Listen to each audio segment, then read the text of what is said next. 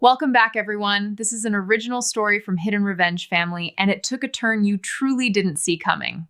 Let's get into it. The officers' club smelled like polished wood, expensive cologne, and the kind of money that came from defense contracts. My corner of the room smelled like butter and vanilla. I stood behind a long serving table near the ballroom wall, adjusting the last tier of a pastry tower. Cream puffs, lemon tarts, and small vanilla cakes stacked in perfect circles. Everything balanced the way it should. The frosting was smooth, the plates were clean. The gold ribbon around the base matched the engagement decorations. My apron did not match anything. It was white cotton already dusted with flour from the kitchen downstairs. My hair was tied back. No jewelry, no makeup. Just a baker making sure the dessert table didn't collapse during the engagement party of the year. Across the room, officers in dress uniforms laughed over whiskey glasses. Medals caught the light from the chandeliers. Their voices had that loud confidence people get when they spend too much time around power. Tonight wasn't just any engagement party. It was my sister Juliet's engagement party. Juliet Vance had spent the last 5 years building a reputation inside the Department of Defense. Smart, sharp, ambitious. The kind of woman who knew how to smile during interviews and crush people quietly during meetings. Next to her stood Trent Halverson, defense contractor, expensive watch, smile like he already owned the room. And tonight they were celebrating becoming the newest golden couple in Washington's military circle. I lifted a tray of vanilla cakes and slid it 2 inches to the left so the tower looked balanced. Details matter. People notice when things are off even if they don't know why. Behind me, the ballroom doors opened. I didn't turn right away, but I knew that voice. My father, General Arthur Vance, walked into the room surrounded by 3 other generals and a colonel. They moved slowly the way powerful men do when everyone else is expected to move out of their way. Juliet walked beside him, holding Trent's arm. She looked perfect. Red dress, diamond earrings, hair pinned back like she had stepped out of a campaign poster for successful daughters of military families. One of the generals glanced toward the dessert table. His eyes landed on me. "Arthur," he said, pointing lightly with his glass. "Who's the girl running the pastry station?" For half a second, my father looked in my direction. Not like a father looking at his daughter. More like a man noticing a misplaced chair. Before he could answer, Juliet laughed. "Oh," she said casually. "That's just my sister." The general raised an eyebrow. Juliet tilted her head toward me and gave a soft smile that didn't reach her eyes. "She's just a baker." The officers around them chuckled politely. Juliet continued, enjoying the moment. "She actually tried to get into the military once," she said. "Didn't last long. Turns out she's a little too soft for it." A louder laugh spread through the group. Juliet shrugged lightly. "But hey, at least she's good with dough. Every family needs someone who can bake." More laughter. I adjusted one of the plates on the table. The frosting on the top cake had a tiny swirl that wasn't perfect. I smoothed it with the edge of a knife. Across the room, Juliet was still smiling like she had just told the most charming family story in the world. My father didn't correct her. He didn't defend me either. He simply took a sip of his drink and kept talking to the other generals. A few guests near the dessert table looked at me with the kind of curiosity people have when they realize someone in the room doesn't belong to the same social category. The baker sister, the one who couldn't make it in the military. I picked up another tray of cakes. Then someone stepped beside me. Trent. He moved close enough that I could smell the expensive whiskey on his breath. "Busy night?" he asked. His tone carried that smooth confidence people use when they already know they're standing above you. I nodded slightly, just finishing the setup. He looked over the pastry tower like he was inspecting a car someone else had built. "Looks decent," he said. Then he leaned casually against the table. His elbow knocked into the wine glass in his other hand. The movement was too smooth to be an accident. The red wine tipped. For a moment, the glass hung sideways in the air. Then the wine poured directly down the front of my white apron. Cold liquid soaked the fabric, instantly spreading across the cotton like a stain map. The nearby guests gasped softly. Trent looked down at the mess. "Oh," he didn't sound surprised. He set the empty glass on the table. "Well," he said lightly, "that's unfortunate." I grabbed a towel from the counter and pressed it against the apron. Red wine and flour make a thick pink paste. Not great for appearances. Trent reached into his jacket pocket. He pulled out a crisp $100 bill. He dropped it onto the tray of vanilla cakes. "Laundry money," he said. Then he looked at me with a half smile. For the apron. A couple of people nearby laughed. Thanks, Baker. He turned and walked back toward Juliet. I didn't say anything, didn't argue, didn't wipe the stain any harder than necessary. I simply watched him walk away, and while I watched, my eyes settled on something hanging from the inside of his suit jacket. His security badge, red clearance. The badge swung slightly as he walked, catching the ballroom lights. Most people in the room would see a piece of plastic. I saw the barcode, the serial numbers printed along the edge, the small embedded chip line. My eyes followed it for exactly 3 seconds, long enough. Then I looked back down at the wine soaking into my apron. Across the ballroom, Juliet laughed again with the generals. To her, the smell of butter and vanilla probably proved everything she already believed about me. That I had failed. That I had stepped out of the world she lived in. That I belonged behind a dessert table instead of inside the rooms where real decisions were made. She thought the flower on my apron was proof that I didn't matter. She thought the wine stain was humiliation. What Juliet didn't know was that during those 3 quiet seconds, my eyes had already captured every digit on Trent's red clearance badge. And that barcode was about to open a door that would drag both of them straight into a military court. The smell of red wine stayed on my apron all the way home. By the time I unlocked the back door of my bakery, it was almost 2 a.m. The street outside was quiet.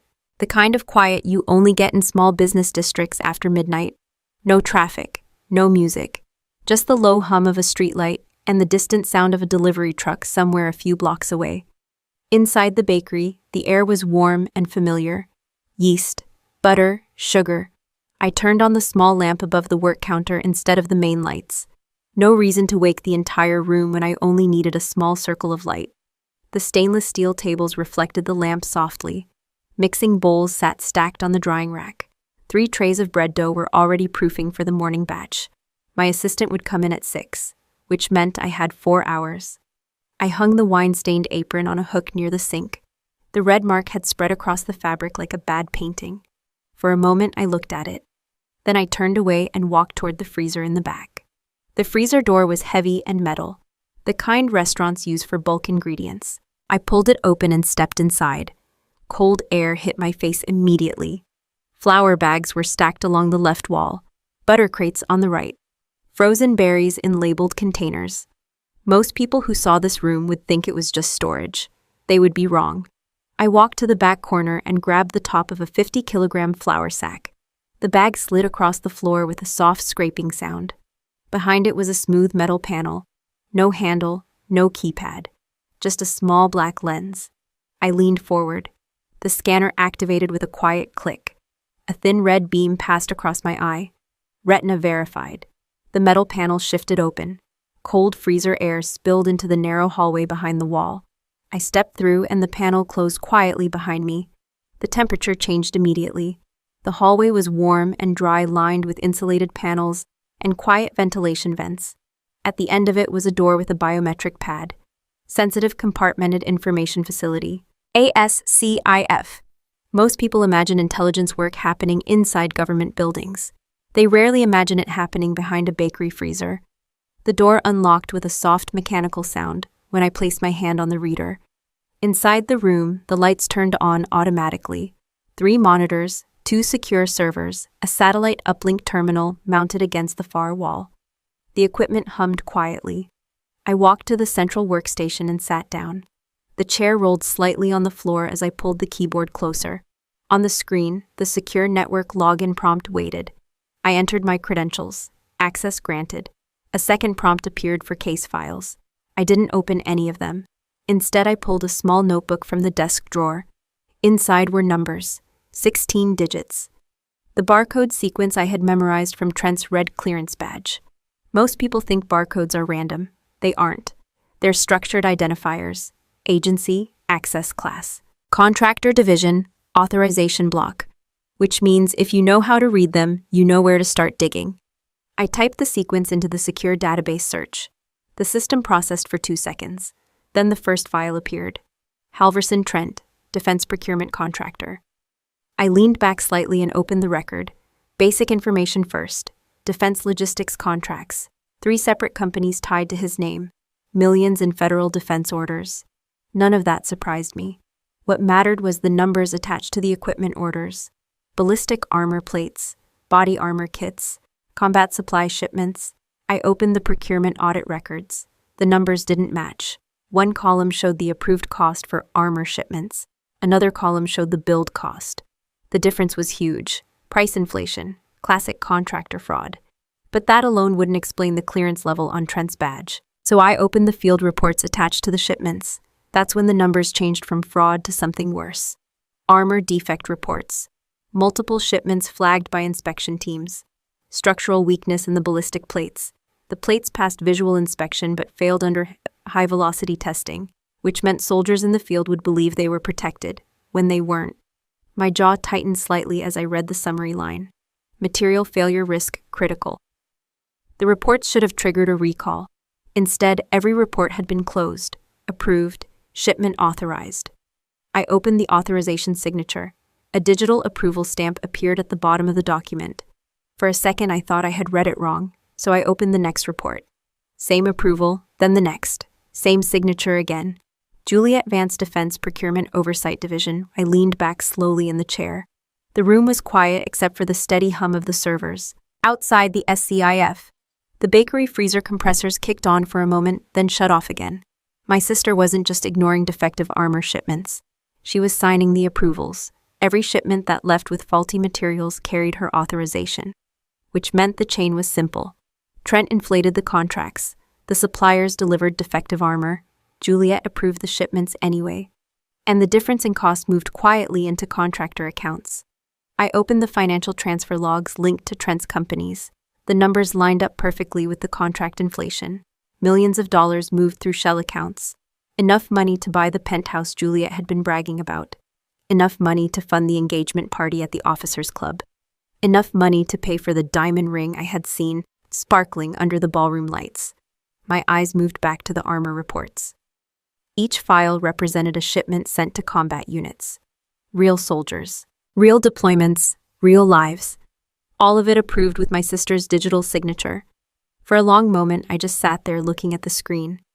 Juliet had always cared about power, status, recognition, but I had never imagined she would go this far. Selling defective armor to the military wasn't corruption, it was betrayal. The system clock in the corner of the monitor ticked over to 2:37 a.m. I closed the procurement reports and opened a new case file.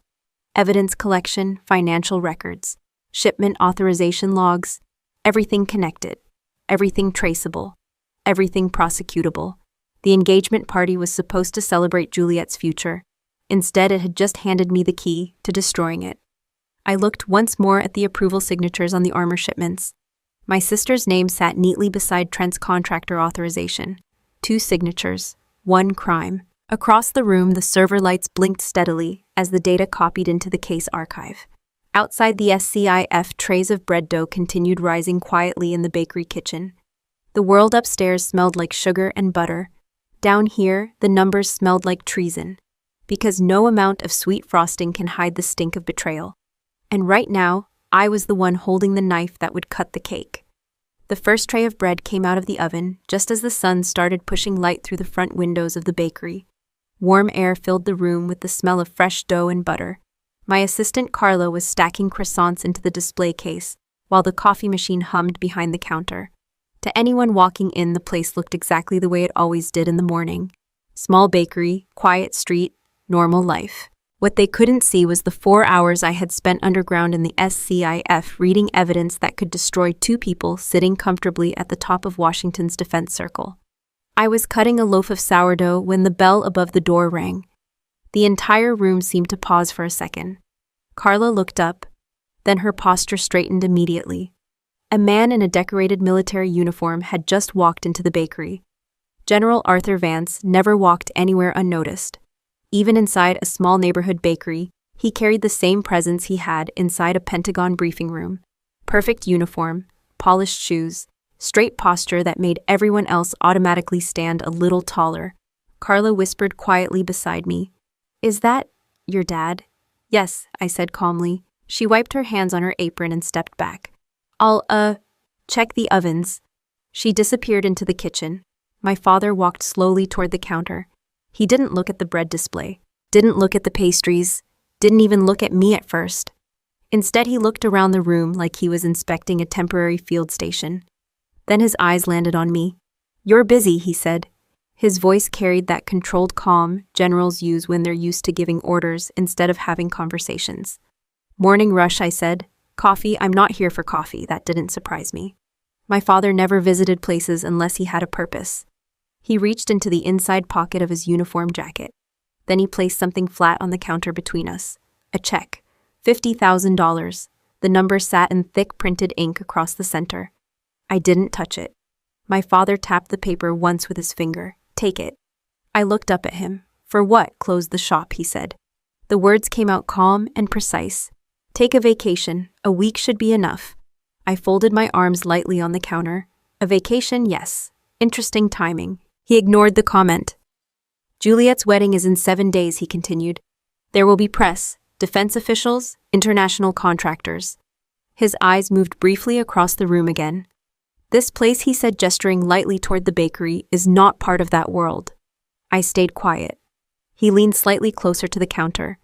"Your presence," he said carefully, "would create unnecessary attention. Because I bake bread, because you present the wrong image." There it was, direct, efficient, no emotion. My father had always believed honesty was more effective than kindness. "A Vance family wedding," he continued, "will be attended by half the leadership inside the Department of Defense." His voice lowered slightly. "The media will be there." I waited. Then he finished the sentence.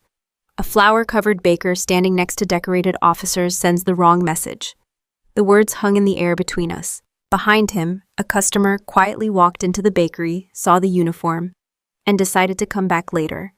The door closed again. I looked down at the check. $50,000, enough to keep the bakery running for months. Enough to disappear quietly for a week. My father watched me carefully. "You've always had a stubborn streak," he said. "That's one way to describe it. But this isn't a debate." He pushed the check slightly closer. "Take the money, close the shop, travel somewhere warm, come back after the wedding, and if I don't..." He didn't hesitate. "You will embarrass this family." The statement came out like a mission report. No anger, just calculation. I leaned back slightly against the counter. "You're worried about embarrassment. I'm worried about reputation." "You mean yours. My name is tied to this family." I studied his face for a moment. When I was younger, that uniform meant something different to me. Honor, service, discipline. I had spent years believing my father represented the best version of military leadership. Now I knew better. "Did you look into Trent's contracts?" I asked casually. His expression didn't change, but he paused for half a second. "Yes." So he knew. "Some irregularities," he said. Interesting word choice. Nothing that can't be explained. I watched him carefully. "You're not curious why multiple armor shipments failed inspection. Contract audits are routine. You're not curious why the reports disappeared." His jaw tightened slightly. "Defense procurement is complicated. That's one way to describe selling defective armor." The silence between us turned heavy. My father didn't raise his voice, didn't get angry. He simply straightened his posture slightly.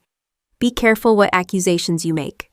"I didn't make one. You implied it." I asked a question. For a long moment, we just looked at each other. Then he sighed quietly. This is exactly the kind of conversation I wanted to avoid. His hand moved back toward the check. "Take the money, Alara." His voice softened just a little. "Step away from this." "From what?" "From problems that don't concern you." I looked down at the check again. Then I slid it back across the counter toward him. "I can't take it." His eyes hardened slightly. "This isn't a request." "I know. Then don't make this harder than it needs to be." "I'm not." I pushed the check fully back into his space. "I'm not leaving town." A small line appeared between his eyebrows. "You intend to attend the wedding, yes." His voice dropped lower. "You understand the consequences." I nodded once. "I do." He picked up the check slowly. For the first time since he walked in, there was a trace of frustration in his voice. "You've always been difficult. I learned from the best." That earned a short silence. Then he slid the check back onto the counter again. "Not toward me this time. Just place there. Keep it anyway. I don't want it. It wasn't a negotiation." I looked at the paper one last time. Then I picked it up. For a moment, my father looked satisfied.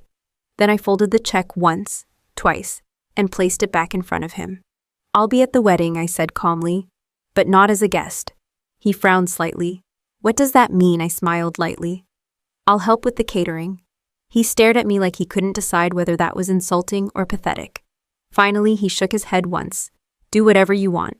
He turned and walked toward the door. Just before he stepped outside, he stopped. Without turning around, he spoke one last sentence. Know your place, Alara. Then he left. The bell above the door rang softly as it closed. The bakery fell quiet again. I looked down at the folded check still sitting on the counter. Then I slid it into my apron pocket. Not because I wanted the money, because evidence has a habit of becoming useful later. My father believed he had just bought the silence of a failed daughter. He didn't realize something else. By pushing me away from the wedding as a guest and letting me walk in as staff, he had just signed the death certificate for his own legacy. Steam curled slowly above the cup of Earl Grey sitting on the desk in front of me. The office was quiet, the kind of quiet you only get inside secure federal buildings, where most conversations happen behind closed doors. A row of windows along the far wall showed a gray morning sky and a parking lot full of government sedans. I was about 200 miles away from Washington. Officially, this building didn't exist on most public maps. Inside the network, it belonged to a small FBI financial crimes unit that specialized in defense procurement fraud, which meant when someone like Trent Halverson started moving money the wrong way, this place eventually got involved. I leaned back slightly in the chair and took a sip of the tea. Across the desk, Special Agent Daniel Ruiz watched the main monitor. You weren't exaggerating, he said. I rarely do. The screen in front of us showed the financial structure tied to Trent's companies, a spiderweb of contractor accounts, shell corporations, and supplier payments. Ruiz tapped one of the accounts on the screen. 3 offshore holdings, he said, 2 shell manufacturers, and about $15 million moving through contractor billing adjustments. Armor shipments, I said. Yeah. He shook his head slowly. Defective armor, too. That's not just fraud. No, I said calmly, it's worse. He glanced toward me. You're sure about the authorization signature? Positive. The digital file appeared on the monitor again. Juliet Vance, Defense Procurement Oversight Division. Her approval stamp sat right beneath Trent's contractor certification. Ruiz leaned back in his chair. That's going to be a messy arrest. It doesn't have to be messy. His eyebrow lifted slightly. Your plan involves freezing the accounts before the wedding, right? Yes. And humiliating them in public. That part isn't required. He gave a small smile. But you're not opposed to it. I lifted the teacup again. I'm focused on evidence. Ruiz looked back at the financial network. All right, he said. Treasury approved the freeze order this morning. He tapped a key on the keyboard. The moment we activate it, every primary account connected to Halverson Defense Holdings locks down. Credit cards dead. Offshore transfers blocked. Contractor reserves frozen. I nodded once. Good. Ruiz studied me for a second. You're surprisingly calm about all this. I bake bread for a living. He laughed quietly. Right. The clock on the wall read 11:12 a.m. In Washington, that meant most high-end stores were open, including Cartier. Ruiz turned one of the monitors toward me. Live financial transaction monitoring.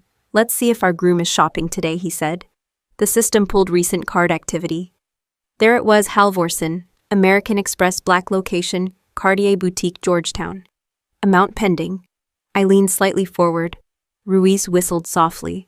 Your sister has expensive taste. The pending purchase updated. $149,800. Engagement upgrade, I said. Nice. The system showed the authorization request from the store terminal. Ruiz rested his fingers over the keyboard. You want the honors? I shook my head. Go ahead. He pressed the key. The system sent the freeze order through the Treasury Financial Enforcement Network. Every linked account instantly moved into restricted status. Ruiz leaned back and waited. Give it about 5 seconds. On the screen, the pending Cartier transaction attempted to process. Authorization request sent. Bank verification pending. Then the result appeared. Transaction declined. Ruiz chuckled. Here we go, across the country inside a polished jewelry store filled with glass cases and velvet trays, Trent Halverson had just handed a black card to a sales associate. I imagined the scene clearly. Juliet standing beside him, probably holding a bracelet under the bright display lights. The employee sliding the card through the terminal, waiting. Then hearing the small error tone. Transaction declined. Ruiz pulled up the live card log. Let's see how he reacts. The terminal attempted the card again. Second authorization request. Second result, declined. I pictured Trent's expression changing. Confusion first, then irritation. Men like Trent weren't used to hearing the word no from machines. Ruiz watched the log update. Oh, this is good. What? He's trying a second card. Another authorization request appeared. Different account, still linked to Halverson Holdings. Result, declined. Ruiz grinned. That one hurt.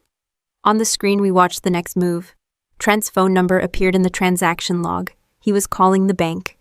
Ruiz opened the audio monitoring request tied to the fraud investigation. Within seconds, the system pulled the recorded customer service line. A calm bank representative answered. Good morning, Mr. Halverson. How may I assist you? The voice that came through the line was tight. There's an issue with my card. Let me check the account. A pause. Then the tone of the representative changed slightly. Sir, your account is currently under a federal financial restriction. What does that mean? It means your accounts have been frozen under an order from the United States Treasury Department. Silence on the line. Ruiz muted the audio and leaned back laughing. I wish I could see his face. I didn't laugh. Instead, I watched the financial network on the screen. Every account tied to Trent's contractor companies had locked down. $15 million trapped. All outgoing transfers blocked. Juliet's wedding fund included. Ruiz unmuted the audio. On the phone line, Trent's voice had changed. What the hell are you talking about, sir? I'm reading the notice provided by the Treasury Enforcement System.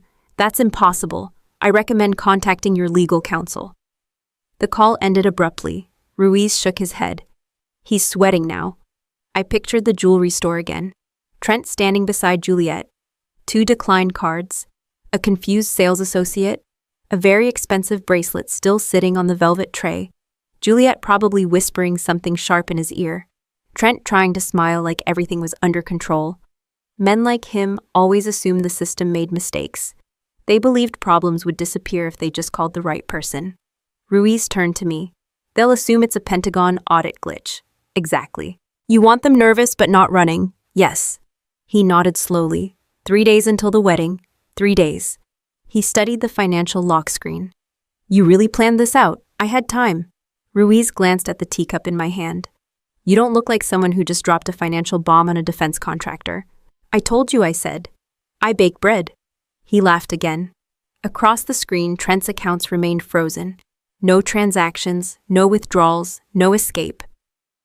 In Washington, Trent and Juliet were probably blaming a slow banking system, maybe a routine audit, maybe a contractor payment delay. They would spend the next few days trying to fix the problem, making phone calls, calling lawyers, blaming accountants. What they wouldn't realize yet was that every door in their financial world had already been locked, and the key had turned hours earlier. Because while they were still sleeping that morning, I had been sitting behind a secure terminal at 4 a.m., and the same hands that knead bread dough every morning had already sealed every exit they had. The wedding cake filled the back of my delivery van like a fragile monument. 5 tiers, white vanilla sponge, buttercream between the layers, smooth ivory fondant wrapped around the outside. Simple gold lines brushed along the edges to match the decorations Juliet had chosen for the reception. The top tier sat inside a clear support box to keep it stable during the drive. Most people would have seen it as a cake meant for photographs. I saw it as equipment. The security gate at the estate opened after the guard checked my name against the vendor list. Juliet had insisted the wedding be held at a private property outside the city, a large estate with enough space for hundreds of guests, and just enough privacy to keep reporters outside the gates. The driveway curved through a row of trimmed trees before opening into a wide courtyard. Luxury cars were already parked near the front steps. Catering trucks lined the side path leading toward the kitchen entrance. The rehearsal dinner had ended about an hour earlier, which meant the staff was now rushing through final preparations for the ceremony the next day. I parked the van near the catering entrance and shut off the engine. For a moment, I sat there looking at the cake in the back. Then I opened the door. The night air was cool. Somewhere across the lawn, workers were setting up lighting equipment for the ceremony stage. Inside the house, voices echoed through the hallway. I pulled the rolling cart from the van and carefully lifted the cake box onto it. The wheels rattled softly as I pushed it toward the service entrance. A catering assistant opened the door for me. Cake delivery, he asked. Yes. Kitchen's through the hall. I rolled the cart inside. The estate kitchen was already crowded with activity. Caterers prepping trays, staff organizing glassware, a coordinator arguing quietly with a florist about table arrangements. In the center of the room stood Juliet. Her posture was tight. Her voice was not quiet. I don't care what the bank said, she snapped into her phone. Fix it. The kitchen staff moved around her carefully, the way people move around a barking dog. I'm not hearing excuses, she continued. My fiancé is trying to pay vendors, and every card is declining. She paced across the kitchen floor. I want this solved tonight. She ended the call and turned toward Trent, who stood near the counter with his jacket off. His face looked strained. They're saying the same thing, she asked. Yes. All of them, yes. Juliet ran her hand through her hair. This has to be some kind of system error. Trent didn't answer. His silence said more than any explanation could. Juliet turned toward the catering staff. Why is everyone standing around, she snapped. Then her eyes landed on me. For a second she looked confused. Then she recognized me. Her expression hardened immediately. What are you staring at, she said. I kept both hands on the cart handle. Wedding cake delivery. She stepped closer and looked at the box. That thing took long enough. Her eyes moved up to my flour-dusted jacket. Then she laughed once. Of course they sent you. I didn't respond. Juliet waved a hand toward the back kitchen area. Take your cheap cake to the service counter and get out of the way. The staff nearby pretended not to listen. Juliet wasn't finished. And wipe that look off your face, she added. You're here to work, not gawk. I rolled the cart past her without answering. Behind me she muttered one more sentence loud enough for the kitchen to hear. God knows why you're even here. Parasites always show up when money's around. The service counter sat under a row of overhead lights. I unlocked the support box and lifted the top lid carefully. The 5-tier cake stood perfectly stable. One of the catering staff leaned closer. That's actually beautiful, she said quietly. Thank you. I lifted the top tier from its support and placed it on the final cake stand that had been prepared for the reception hall. The entire structure came together exactly the way it was designed. 5 levels, centered, balanced. Then I opened the small container I had brought with me. Inside was a single sugar rose. White, hand-shaped petals, thin enough to look real. The staff member beside me watched with interest. Final decoration, she asked. Yes. I picked up the rose carefully between my fingers. Inside the center of that sugar flower sat something smaller than a coin. A micro-transmitter, military grade, range 200 meters, battery 16 hours, connected to a secure FBI monitoring channel already active nearby.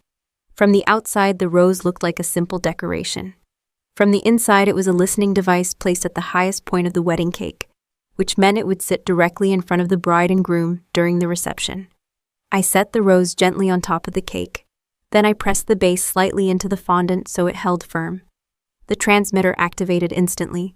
A tiny signal light blinked once inside the sugar petals before disappearing. The catering assistant leaned closer again. Perfect, she said. I stepped back and looked at the finished cake. It looked exactly the way Juliet had ordered it. Elegant, traditional, completely harmless. Behind me, Juliet was still pacing through the kitchen. This is ridiculous, she said to Trent. Your company moves millions every week and suddenly none of your cards work. I know. You need to call your bank again. I did, and they said the accounts are under federal review. Juliet stopped walking. What does that mean? It means they're frozen. The silence that followed felt heavier than the argument before it. Juliet lowered her voice.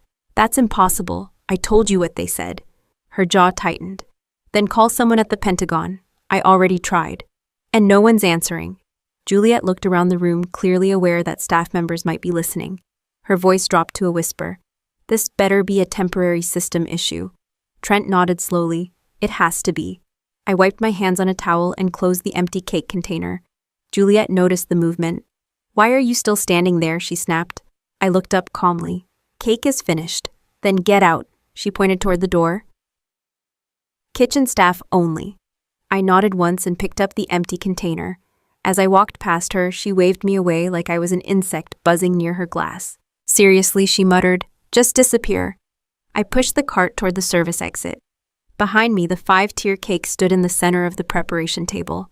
Elegant, silent, listening. Juliet thought she had just chased away a useless baker. What she didn't know was that she had just placed a federal surveillance device in the most honored spot of her entire wedding celebration.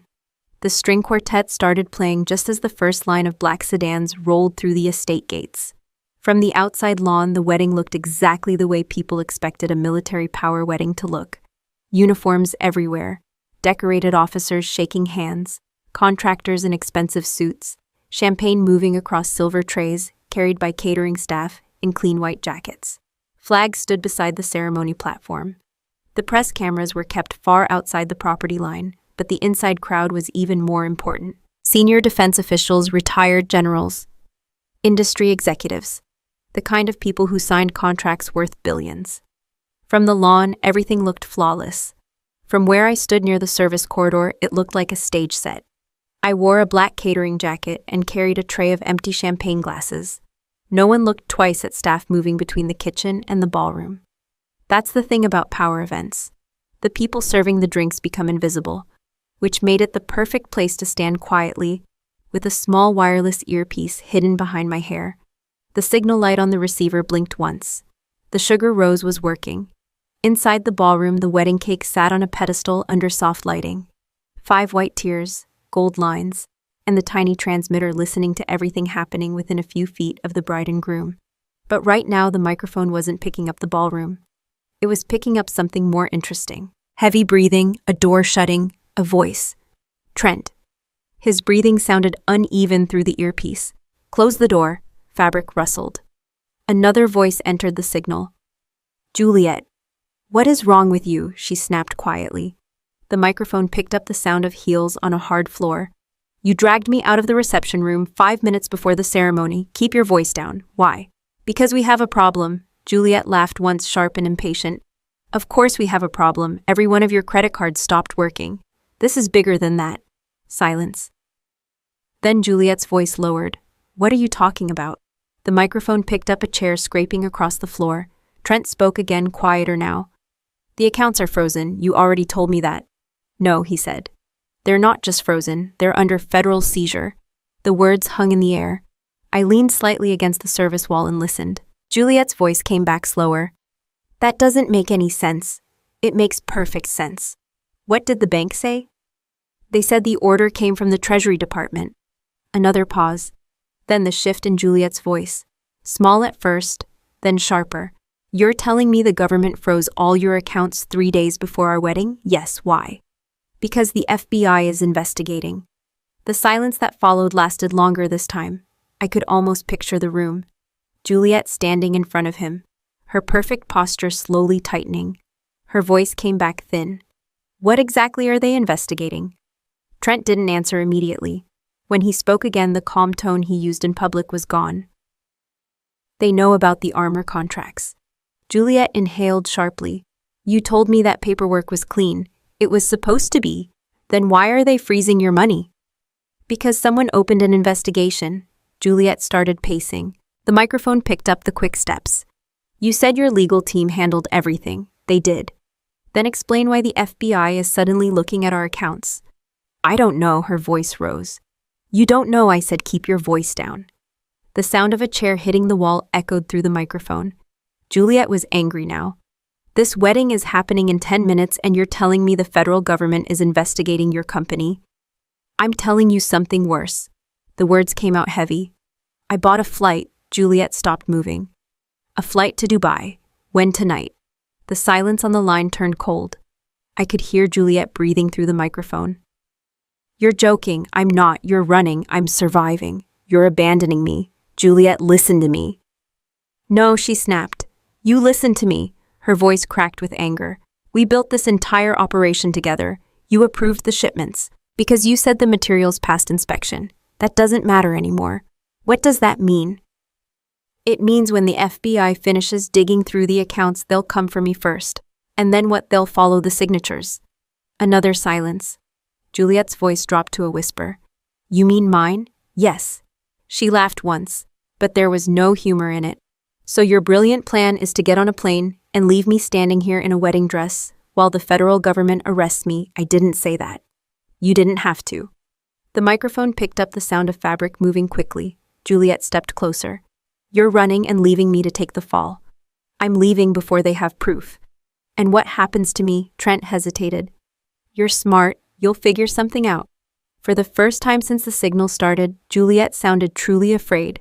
You coward. Call it what you want. You're supposed to be my partner. I'm supposed to stay out of prison. Another long silence. Then something changed. Juliet's voice shifted again. The anger faded, replaced by something colder. Desperation. Take me with you. Trent didn't answer immediately. What? Take me with you, she repeated. I only bought one ticket, then buy another one. The accounts are frozen. Juliet's breathing grew faster. I can get money, how my father? Trent paused. What about him? Juliet's voice dropped lower. He has retirement accounts. What does that have to do with anything I can access them? You're talking about stealing your father's pension. I'm talking about surviving. You'd drain the general's retirement fund, yes. The words came out without hesitation. He worships me, she continued. He'll sign anything if I tell him it's an emergency. Trent sounded stunned. You'd burn him like that, Juliet's reply came instantly. If it keeps me out of prison, I'll burn anyone. She exhaled sharply. Just get me on that plane. The microphone went quiet for a moment. Then Trent spoke again. You really would do that? Yes, for money, for freedom, silence returned. Standing in the service corridor, I closed my eyes for a second. For years I had believed Juliet's cruelty came from arrogance, from ego, from the need to be better than everyone else. But hearing her calmly plan to steal our father's life savings, just to escape the consequences of her own crimes, revealed something else entirely. It wasn't arrogance, it was cowardice, the kind that appears the moment power disappears. Because when the illusion of control breaks, people show you exactly who they are. And Juliet had just shown me everything. I opened my eyes again as the signal from the transmitter continued feeding the room's quiet breathing into my earpiece. For the first time that night, I felt completely certain about what would happen next. Because I had once believed my sister was simply arrogant. But hearing her casually betray the father who had spent his life protecting her made one thing very clear. Whatever happened tonight, there would be no room left for mercy. The ballroom doors opened and the music swelled as Juliet and Trent walked back into the reception hall. From across the room, no one would have guessed what had just been said inside that private waiting room. Juliet moved with the same perfect posture she had practiced for years. Her white dress flowed behind her, as if nothing in the world was wrong. Trent followed half a step behind, smiling and shaking hands, like a man who hadn't just admitted he was planning to flee the country before midnight. That was the strange thing about people like them. They believed if they kept performing long enough, the truth would simply disappear. The ballroom looked like a military gala more than a wedding reception. Crystal chandeliers hung over round tables covered in white cloth and gold trim. Rows of decorated officers sat beside defense contractors and government officials. Cameras from the internal event crew moved quietly along the edges of the room, capturing footage for private archives. Near the center stood the cake. 5 white tiers, gold lines catching the light. The sugar rose sitting quietly at the top, still listening. I stood near the back wall beside the drink station holding a silver tray filled with champagne flutes. A catering jacket and black apron made me invisible again. Guests walked past without noticing me. Across the room, my father stepped onto the small stage, prepared for the reception speeches. General Arthur Vance looked exactly the way he always did during official events. Straight back, calm expression, one hand resting lightly on the podium as he picked up the microphone. The room quieted immediately. That was the effect he had. Decades of command had trained people to listen when he spoke. He looked out across the crowd. Ladies and gentlemen, he began. His voice carried clearly through the hall. Thank you all for joining us tonight. Polite applause followed. My father smiled slightly. Tonight is not only a celebration of marriage. It's a celebration of dedication, service, and the values that define our country. He gestured toward Juliet. My daughter has spent her career protecting the men and women who serve this nation. Juliet smiled for the guests, the same controlled smile she had used during countless briefings and award ceremonies. My father continued. Inside the Department of Defense, Juliet has built a reputation for discipline, integrity, and leadership. Some of the officers nodded approvingly, others raised their glasses. My father looked proud. Many of you know her work personally, he said. She has overseen programs that ensure our soldiers have the equipment they need to survive on the battlefield. The words echoed through the ballroom, protecting soldiers, ensuring their safety. I glanced toward the wedding cake. The transmitter inside the sugar rose continued sending quiet signals through my earpiece. The room listened respectfully as my father finished his speech. To me, he said, Juliet has always been the brightest star in our family. Applause filled the hall. Juliet stepped forward beside him. Trent placed a hand lightly on her back. The performance was flawless. Juliet took the microphone from my father and faced the guests. Thank you, everyone, she said. Her voice sounded warm and composed, exactly the way a bride's speech was supposed to sound. I've been lucky to grow up in a family that believes in service and honor. More polite applause. Juliet glanced briefly toward Trent. And tonight, I'm proud to begin the next chapter of my life with someone who shares those same values. Trent nodded with his practiced smile. Across the ballroom, the guests watched them like they were looking at a perfect photograph. But then something shifted. Juliet's eyes moved across the room, and they stopped. On me. For a moment, her expression froze. Not anger, not arrogance, fear, the kind that flashes through someone when they suddenly remember something they wish they could erase. Maybe it was the conversation in the waiting room still echoing in her head. Maybe it was the pressure building behind the scenes. Or maybe she simply couldn't stand the idea that I was still standing there watching. Whatever the reason, something inside her snapped. Juliet lifted the microphone again. Her smile tightened. You know, she said slowly, family gatherings always bring surprises. A few guests chuckled politely. Juliet raised her arm and pointed across the ballroom, directly at me. Look over there, she said. The room turned. Every head followed her finger. Suddenly, the invisible catering staff member near the drink station became the center of the entire room. That's my sister, Juliet continued. Her voice sharpened slightly. Alara. The name moved through the crowd like a ripple. Some of the guests recognized it. Others simply watched. Juliet laughed softly. She runs a small bakery. The words sounded harmless at first. Then her tone changed. Actually, she added, she tried to join the military once. A few people shifted in their seats. Juliet's smile grew wider. Didn't last very long. Quiet laughter spread across the room. Juliet took another step forward on the stage. She decided kneading dough was a better career path. More laughter.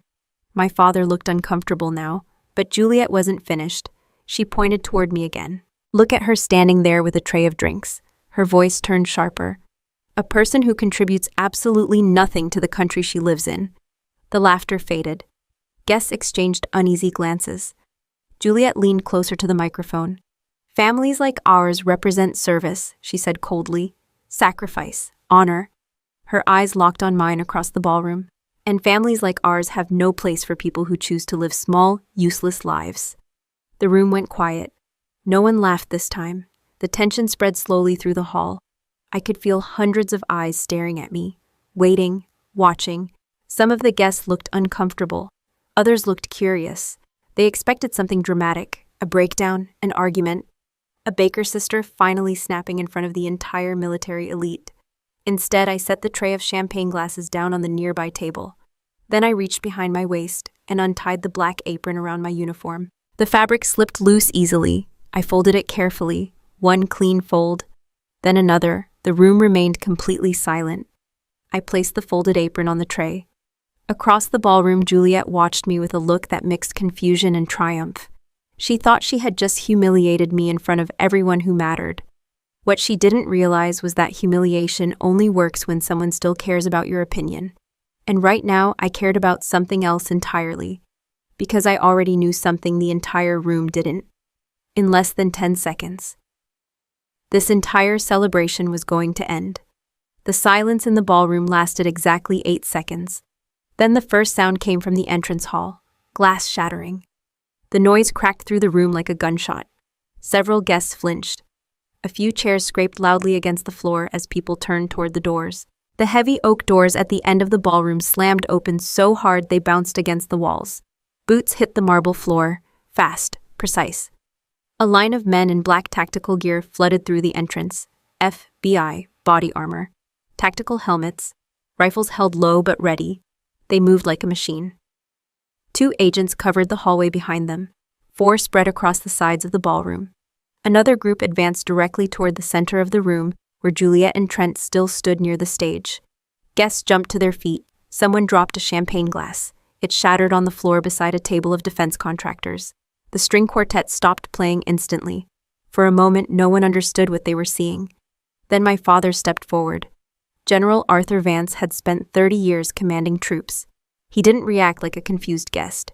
He reacted like an officer confronting a hostile operation. "What the hell is this?" he shouted. The room froze. My father walked down from the stage toward the agents, his face red with anger. "This is a private event," he barked.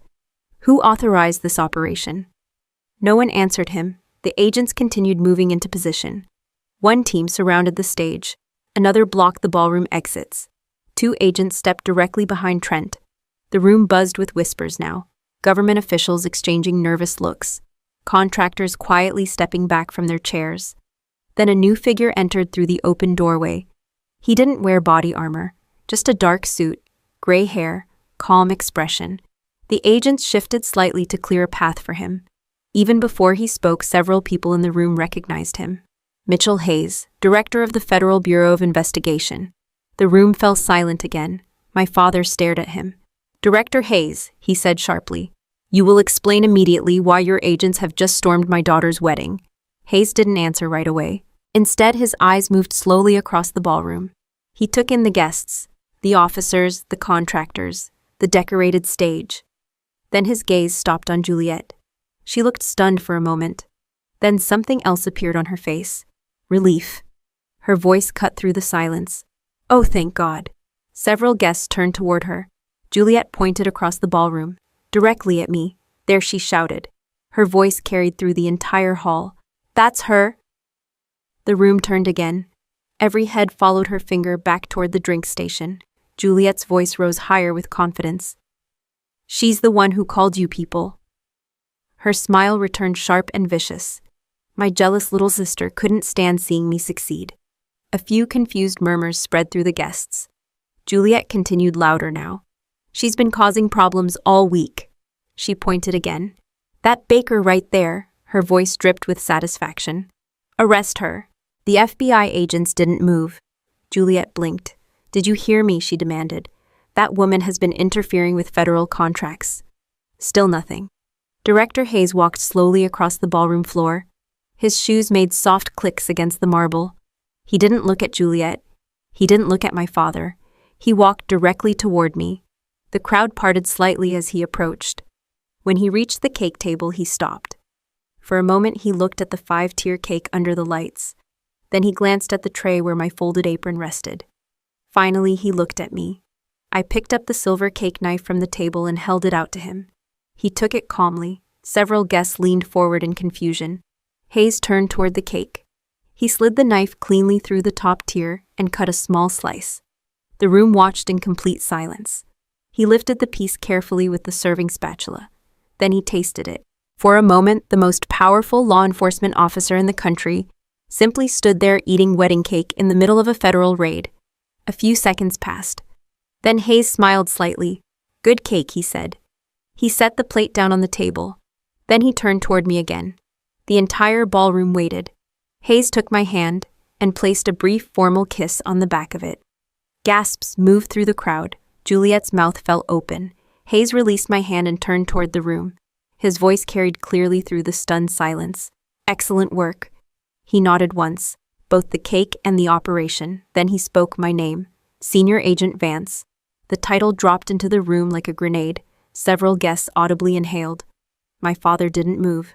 Juliet looked like someone had pulled the floor out from under her. Director Hayes continued. "The targets have been fully identified." He gestured slightly toward the agents surrounding the stage. "Move in." 2 FBI agents immediately stepped forward. They grabbed Trent's arms before he could react. "What the hell is this?" Trent shouted. His voice cracked with panic. "This is ridiculous." The agents twisted his wrists behind his back. Metal cuffs clicked into place. Juliet stumbled backward. "You can't do this," she screamed. Her eyes darted between me and the agents. "This is a mistake." Director Hayes didn't look at her. He simply spoke again. "Trent Halverson," he said calmly. "You are under arrest for federal procurement fraud, financial conspiracy, and supplying defective military equipment to active combat units." The ballroom erupted with shocked whispers. Trent struggled against the agents. "You have no proof." Hayes glanced briefly toward the cake, then toward the ballroom ceiling, then back at Trent. "Oh," he said calmly, "we have quite a bit." Juliet's voice rose into a scream. "This is because of her." She pointed at me again. "She set this up." Hayes finally looked at her. "Yes," he said simply. "That was the idea." The agents pulled Trent toward the exit. Juliet stood frozen on the stage. The perfect wedding had collapsed in less than a minute, and the entire room of military elites had just watched it happen. Juliet's face changed slowly, first red, then gray, then completely white. For a moment she looked like someone who had forgotten how to breathe. Across the ballroom, 2 FBI agents forced Trent down onto the long banquet table near the stage. Plates slid across the tablecloth as his weight pushed into the surface. One of the champagne towers collapsed, and glass spilled across the floor. "Get your hands off me," Trent shouted. No one in the room moved to help him. The same defense contractors who had been shaking his hand an hour earlier now stepped backward like he carried a contagious disease. One of the agents tightened the cuffs. "You'll have plenty of time to talk," the agent said calmly. Trent struggled once more, then stopped when he realized no one in the room was on his side anymore. Juliet finally found her voice. "This is insane," she said. Her words came out thin and shaky. "You're making a terrible mistake." Director Hayes didn't answer her. Instead, he turned slightly and nodded toward one of the technical agents standing near the back wall. The man pulled a small tablet from his jacket. The ballroom lights dimmed slightly. Then the giant projection screen behind the stage flickered to life. Originally, it had been set up to show wedding photos during the reception. Now it showed something else. A financial ledger. Rows of numbers filled the screen. Bank transfers, contract numbers, shell accounts. Millions of dollars moving through Halverson Defense Holdings. The guests in the room leaned forward slowly. Someone near the front whispered, "That's a treasury report," another voice said quietly. "Those are contractor accounts." Juliet stared at the screen like she was watching a train crash. "That's fabricated," she said. No one answered her. The numbers continued scrolling. Each transfer connected to the same contracts. Ballistic armor shipments, military procurement orders, and next to every approved shipment sat a digital authorization signature, Juliet Vance, her own name repeated across the screen again and again. My father looked up at the projection. For the first time that night, he looked unsure. "What is this?" he asked quietly. Director Hayes spoke without raising his voice. "Financial evidence," he said. The screen changed. Now a second display appeared beside the ledger, an audio playback file. Hayes nodded once more. The room speakers crackled softly. Then a voice filled the ballroom. "Trent." His breathing sounded uneven. "Close the door." The next voice belonged to Juliet. "What is wrong with you?" The room froze. Everyone recognized her voice instantly. The recording continued. Trent explaining the frozen accounts, the federal investigation, the plane ticket to Dubai. Several guests slowly turned toward Juliet as the conversation played. Then came the final part. Juliet's voice again. Clear, cold. "I can get money." Trent asking how, and then her answer. "My father." The room felt smaller with every word. Juliet's voice echoed through the speakers. "He worships me. He'll sign anything if I tell him it's an emergency." The recording continued. "You drained the general's retirement fund, yes." Silence fell across the ballroom. The screen went dark. No one spoke. My father stood in the center of the room, staring at nothing. 30 years in uniform, decades commanding troops. Yet he looked smaller now than I had ever seen him. He turned slowly toward Juliet. His voice barely came out. "You said that." Juliet opened her mouth. Nothing came out. The truth didn't need her explanation anymore. My father looked like someone who had just lost the ground beneath his feet. He looked at the agents holding Trent, then at the financial records that had filled the screen, then finally at me. For a moment we simply looked at each other across the wreckage of his perfect family legacy. Then he walked toward me, not like a general, like a man who had just realized he misunderstood his entire life. "Elara," he said quietly. His voice shook slightly. He stopped 2 steps away. "I didn't know." I didn't answer. He took another step forward. "Elara, listen to me." He looked desperate now. "You have connections here." He glanced toward Director Hayes. "You have authority." His voice dropped lower. "They're family." He gestured toward Juliet, who still stood frozen near the stage. "Blood." His eyes searched mine. "You can talk to them." He reached out like he meant to grab my shoulders. "You can ask them to show mercy." His voice cracked. "Please." For a moment I said nothing, then I stepped back half a step. His hand stopped in the air. Slowly I reached into my pocket. The folded check slid out between my fingers. $50,000. The paper still carried the sharp crease from when he had thrown it onto my bakery counter. I unfolded it carefully. My father watched without understanding. Then I tore it in half. The sound of paper ripping cut through the quiet room. I dropped both pieces onto the ballroom floor. "They're not family tonight," I said calmly. My father looked at the torn paper, then back at me. "Ilara," I met his eyes. "I serve the country," I said. I didn't raise my voice, but every word carried across the silent room. "And the law serves the truth." I nodded once toward the agents holding Trent. As for the corruption inside this family, my eyes moved briefly toward Juliet. "The law can handle that too." No one in the room spoke. Director Hayes gave a small signal toward the exit. The agents began moving Trent toward the doors. Two more approached Juliet. For the first time that night, she didn't scream. She simply stood there staring at me, the perfect daughter, the rising star of the Defense Department. Now just another suspect waiting for handcuffs. I turned away before the cuffs closed around her wrists. Some endings don't require an audience. The ballroom doors stood open. Cold night air drifted into the hall. I walked toward the exit beside Director Hayes and the FBI team. Behind us, the whispers began. The empire my father had built on reputation and appearances was collapsing in real time. Contracts, careers, reputations, all breaking apart in one room. Outside, the night was quiet again, the same quiet that had followed me home from the officers' club days earlier. Hayes stopped beside the vehicles waiting near the driveway. He glanced toward the estate behind us. "Clean operation," he said. "Thank you." He studied me for a moment. "Family situations are never easy." "No," I said. "They're not." He nodded once. Then the agents loaded Trent into a vehicle. The convoy doors closed. Engines started. I looked back at the mansion one last time. Inside those walls, the illusion of a perfect military family had just collapsed. Then I turned away. Sometimes justice doesn't arrive with anger. Sometimes it arrives quietly, like a baker walking into a room full of powerful people, carrying nothing more dangerous than a cake knife. Before I go, I'm curious about something.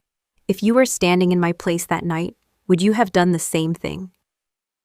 Would you have let the law handle your own family, or would you have tried to protect them? Tell me what you think in the comments. And if you want to hear more stories about justice choices and the moments that change everything, don't forget to subscribe and follow the channel for the next story. The FBI vehicles disappeared down the road while the mansion behind us slowly filled with flashing police lights. For the first time that entire night, things were quiet. No speeches, no applause, no pretending, just the sound of tires rolling across gravel and the distant echo of radios from agents securing the property. I stood near the side of the driveway for a moment, watching the estate shrink behind us. A few hours earlier, that house had been full of decorated officers, expensive suits, and people who believed they were watching the beginning of a perfect marriage. Instead, they watched the end of a very expensive lie. Director Hayes had already left with the arrest team. The last vehicle pulled away and the night went still again. And that was when the strangest thought crossed my mind. None of it had actually started at the wedding. It started much earlier. It started the moment Juliet laughed and said, "She's just a baker." People often assume the turning point in a story is the big dramatic moment. The raid, the arrest, the public collapse. But the truth is, the most important moment usually happens quietly. In my case, it happened while I was standing behind a table full of pastries, wearing a flour-covered apron, listening to a room full of powerful people laugh at me. That moment taught me something important. Silence is not weakness. Most people misunderstand silence. They think if you don't fight back immediately, you've already lost. They believe strength means raising your voice, proving someone wrong, or humiliating them the same way they humiliated you. But real life doesn't work like that. The loudest person in the room is rarely the strongest.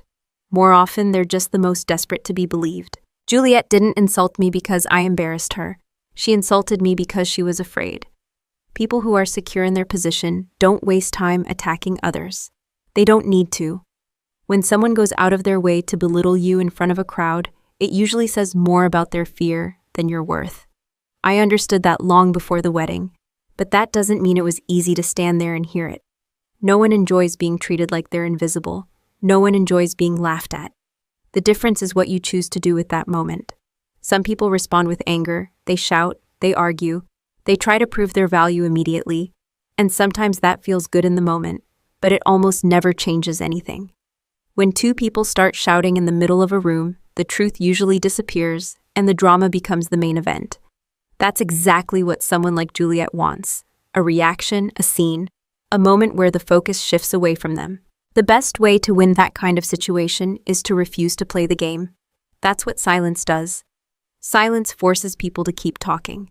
And the longer someone talks while trying to prove their superiority, the more they reveal about themselves.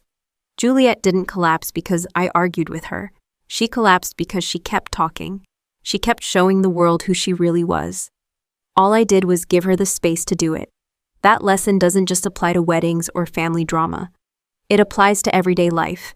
Maybe you've been in a meeting where someone tries to make you look incompetent. Maybe you've had a coworker take credit for your work. Maybe someone in your own family treats you like the failure of the group. Those moments feel personal. They feel unfair. But reacting emotionally in those situations rarely improves the outcome. Instead, it gives the other person exactly what they want: control of the moment. Silence, on the other hand, does something different. Silence shifts the pressure back onto the person creating the conflict. When you stay calm while someone else is losing control, people notice. They may not say anything at first, but they see it. And eventually they start asking the question that really matters. Why is this person so desperate to tear someone else down? Once that question enters the room, the entire dynamic changes. That's when the truth starts winning. The night of the wedding wasn't the first time someone underestimated me. It probably won't be the last, but I've learned something over the years that makes those moments easier to handle. You don't need to convince people of your value. You just need to live in a way that eventually makes it obvious. That's a slower kind of victory. It doesn't happen in the middle of a heated argument. It happens over time, through decisions, through discipline, through the quiet work no one sees. And when the moment finally arrives where the truth becomes impossible to ignore, the people who laugh the loudest are usually the ones standing in the most uncomfortable silence. Juliet believed respect came from position, from titles, from being surrounded by powerful people. But respect doesn't actually work that way. Position can force people to listen to you. It cannot force them to trust you. And it definitely cannot force them to respect you. Respect grows slowly. It grows through integrity, through responsibility, through the choices you make when no one is watching. That kind of respect is quiet, but it's also the only kind that survives when everything else falls apart. That night, the wedding didn't collapse because of revenge. It collapsed because the truth finally entered the room. And the truth doesn't need to shout. It just needs time. So if there's one thing I would want people watching this story to remember, it's this. The next time someone laughs at you, the next time someone tells you that you're not important enough, smart enough, successful enough, don't rush to prove them wrong. Let them talk. Let them keep showing the room who they really are. And then go back to doing the work that actually matters. Because respect isn't something you demand in a loud moment. It's something you build quietly until the room has no choice but to recognize it. A few weeks after the wedding, the news cycle moved on. It always does. One week, people are talking about a scandal like it's the end of the world. The next week, something else happens, and the cameras point somewhere new. The investigation didn't move on as quickly. Federal cases never do. But the noise around it faded. The mansion was quiet again. The contractors who used to shake Trent's hand suddenly couldn't remember his phone number. A few people who had proudly called Juliet a rising star now acted like they had never met her. Reputation works that way. It takes years to build. Sometimes it collapses in 10 minutes. My bakery, on the other hand, looked exactly the same. Same glass display case, same smell of butter and sugar every morning, same small line of customers who didn't care about Washington scandals. They just wanted good bread and coffee before work. In many ways, that was the best part. Normal life has a way of reminding you what actually matters. One morning, a customer recognized me from the news. He stood at the counter for a moment, studying my face, like he was trying to decide if he should say something. Finally, he asked the question everyone eventually asks. Do you regret it? I knew exactly what he meant. Not the investigation, not the arrests. He meant my family. People always ask that question the same way. They lower their voice slightly like they're stepping into dangerous territory, because most people grow up hearing the same message over and over again. Family comes first. Family protects family. Blood is thicker than anything else. And in many situations, that idea is true. Family can be the strongest support system a person ever has. But what people don't talk about enough is the other side of that idea. Sometimes family becomes the place where the worst behavior gets excused. Sometimes people use the word family as a shield, a way to avoid responsibility. Juliet used it that way. So did my father. Not intentionally, but effectively. When my father walked into my bakery with that $50,000 check, he wasn't just trying to buy silence. He was trying to protect the image of the family. And to him, protecting that image mattered more than asking whether the situation itself was wrong. That happens more often than people want to admit. Families become systems, and once a system is built around reputation, pride, or power, anyone who questions it becomes the problem, not the behavior. The person who notices the behavior. That's a difficult place to stand, especially when the people asking you to stay quiet are the same people who raised you. For a long time, I believed loyalty meant protecting family no matter what, even when they were wrong, even when the truth was uncomfortable. But loyalty without principles eventually turns into something else. It turns into permission. Permission for bad behavior to continue. Permission for people to keep hurting others. Permission for problems to grow until they become impossible to ignore. The hardest lesson I learned through all of this wasn't about corruption, it was about boundaries. Most people think boundaries are something you create with strangers, coworkers, neighbors, difficult people you barely know. But the truth is, the most important boundaries in life are often the ones you set with people closest to you. Because those are the relationships where expectations run deepest. Those are the relationships where guilt becomes the easiest tool to use. If someone says, "You have to do this because we're family," that sentence can carry a lot of emotional weight. But here's the part people forget. Family explains why you care about someone. It does not erase the consequences of their choices. When Juliet approved those armor shipments, she wasn't making a family decision, she was making a professional one. And those decisions affected soldiers who trusted the equipment they were given. People whose names we will probably never know. At that point, the situation stopped being about family loyalty. It became about responsibility. Responsibility to people who had no idea what was happening behind those contracts. That's the line many people struggle with. Where does loyalty end and responsibility begin? For me, the answer became clear the moment I heard that recording. The moment Juliet calmly explained she would drain our father's retirement account just to save herself. In that moment, the family she kept talking about stopped existing, because loyalty only works when it goes both directions. When someone is willing to sacrifice anyone else the moment things become difficult, that relationship stops being loyalty. It becomes manipulation. Setting a boundary in that moment wasn't betrayal, it was honesty. And honesty is something every healthy relationship requires, even family relationships. Especially family relationships. That doesn't mean it was easy. Walking away from that ballroom that night wasn't a victory lap. It felt more like closing a door I once believed would always stay open. But sometimes closing a door is exactly what allows something healthier to begin. The bakery still opens every morning. The ovens still warm up before sunrise. Life continues. And every now and then someone asks the same question again. Would you do it differently if you had another chance? The answer is still the same. No, because protecting people from the consequences of their own choices doesn't actually help them. It only delays the moment when the truth catches up. And the truth always catches up eventually. If there's one thing I hope people take from this story, it's this. You can love your family. You can care about them deeply.